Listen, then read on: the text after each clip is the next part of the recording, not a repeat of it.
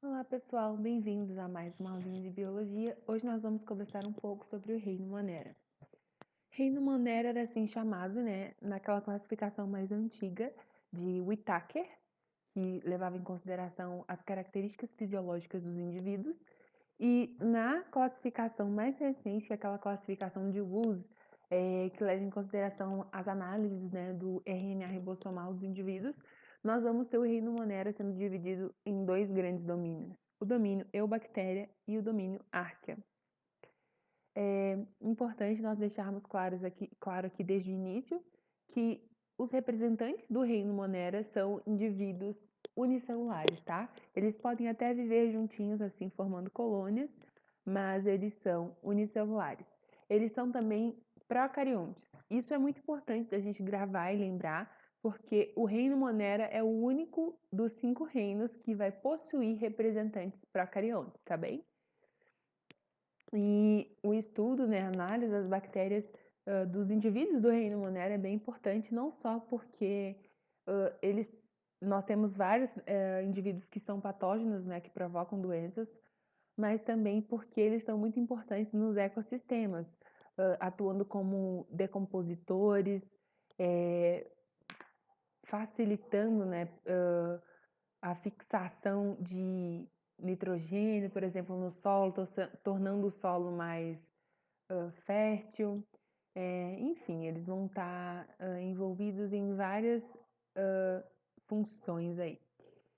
E também eles são super utilizados na biotecnologia, seja na parte da estética, como por exemplo a toxina botulínica, que é utilizada na estética. Eles são utilizados também na indústria alimentícia, na síntese de medicamentos, enfim, são indivíduos bem importantes.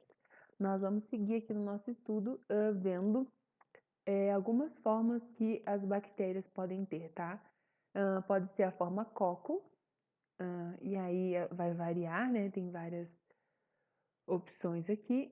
Os bacilos, e também algumas outras mais aleatórias, assim como o vibrião, o espirilo, espiroqueta, o endosporo, que é uma forma de resistência. É mais para vocês conhecerem mesmo. Isso não costuma cair muito em prova, mas se cair, vocês já viram, tá?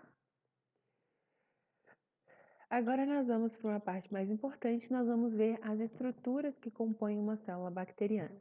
Nós vamos começar vendo de fora para dentro, tá? Então essa porção aqui verdinha, essa camada verdinha vai ser a cápsula. É importante lembrar que a cápsula ela não está presente em todas as bactérias, tá? Existem bactérias que não são capsuladas.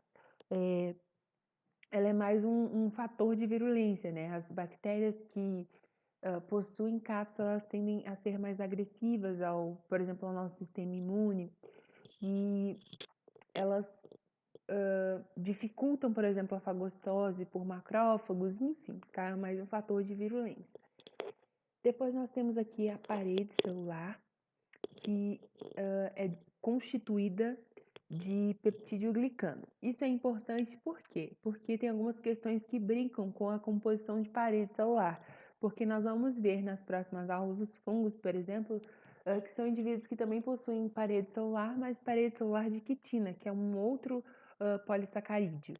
Nós temos também as plantas, os indivíduos do reino plant, que vão ter parede celular de celulose. Então, às vezes pode aparecer alguma questão brincando, então gravem bem parede celular de peptídeo glicano, e a função dela é garantir ali tanto a forma,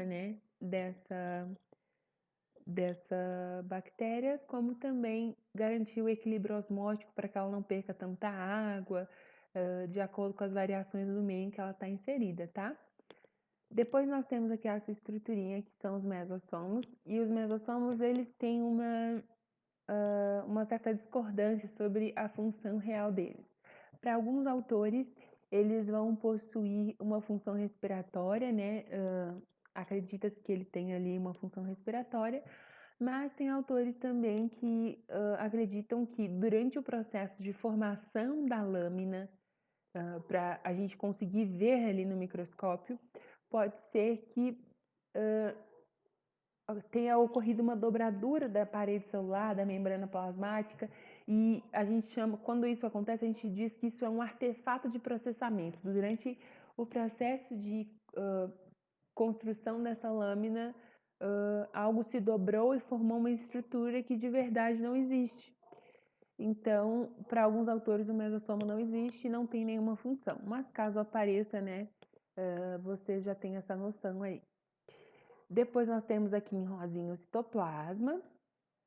E disperso no citoplasma aqui nós temos os ribossomos, que é a maquinaria proteica dessa célula e é muito importante porque nós já vimos ali em aulas anteriores, perdoem gente, anteriores, que a capacidade de sintetizar proteínas de forma eficiente é uma condição essencial para a vida, né?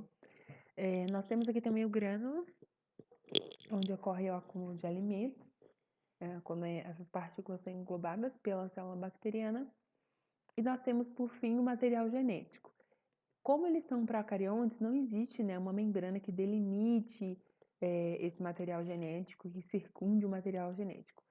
Então, esse material genético ele está em contato diretamente com o citoplasma, mas ele não está assim, solto por aí, né? Ele se concentra numa região que a gente chama de nucleoide, tá?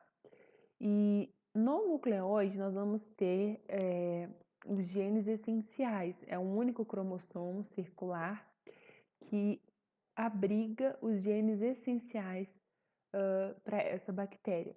Nós vamos ter depois o plasmídio, que é um DNA extracromossômico, que vai conter genes não essenciais, como por exemplo os genes de resistência. A gente vai ver depois, né, quando as bactérias fazem conjugação, é esse plasmídio que é compartilhado com uma outra bactéria, tá?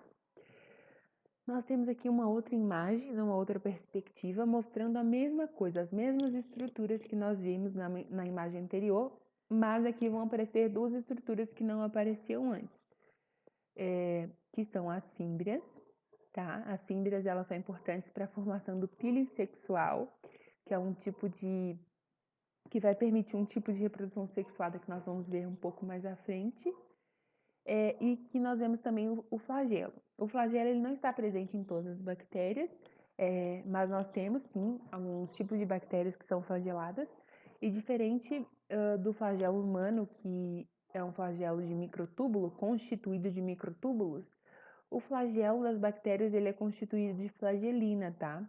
Enquanto o flagelo humano ele só consegue fazer movimentos ondulatórios, esse flagelo aqui, por possuir, ser constituído de proteínas diferentes, ele faz um movimento circular. São flagelos bem potentes, né, que vão auxiliar ali na movimentação das bactérias.